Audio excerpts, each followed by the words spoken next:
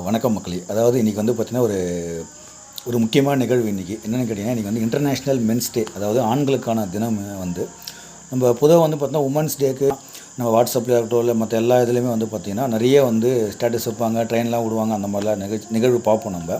ஆனால் எதனா ஒரு பொண்ணு இன்றைக்கி வந்து மென்ஸ் டேக்கு வந்து ஸ்டேட்டஸ் வச்சாங்கன்னு கேட்டால் கிடையாது. அதாவது பெண்களோட வழி கூட வந்து பார்த்திங்கன்னா நம்ம வந்து அப்போதுலேயே ஸ்டார்டிங்லேருந்தே வந்து பார்த்திங்கன்னா சொல்லிட்டு தான் இருப்பாங்க. அது அவங்க பீரியட்ஸ் பெயினாக இருக்கட்டும், இல்லை வந்து அவங்க ப்ரெக்னென்சி பெயினாக இருக்கட்டும், எல்லாமே வந்து பார்த்தீங்கன்னா அங்கங்கே ரிஜிஸ்டர் பண்ணிகிட்டே இருப்பாங்க.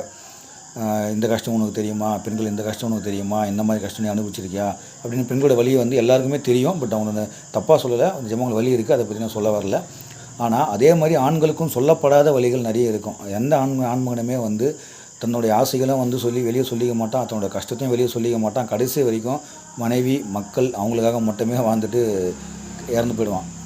ஸோ அந்த மாதிரி ஆண்களுக்கு மென்ஸ் டே வந்து நான் விஷஸ் சொல்லிக்கிறேன். அதை நான் சந்தோஷப்படுறேன் சொல்கிறதுனால.